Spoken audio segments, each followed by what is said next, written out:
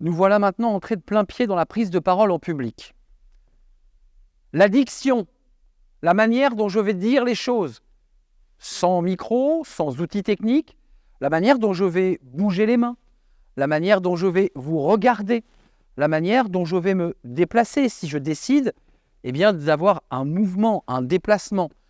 Tous ces éléments-là sont les éléments qui vont venir faire réussir une prise de parole.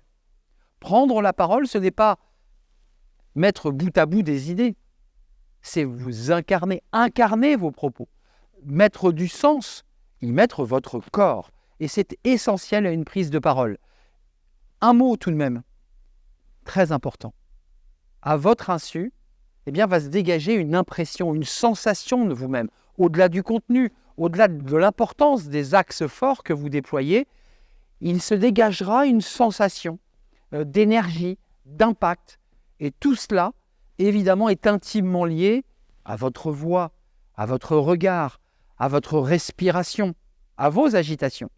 Et ça, c'est un élément clé de la prise de parole.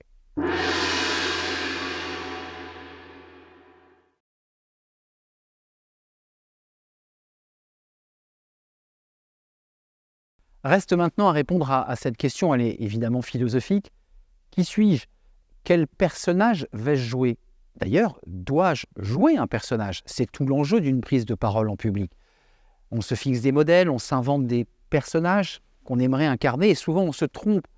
On n'est plus aligné avec soi-même. L'enjeu d'une prise de parole, c'est la justesse du ton.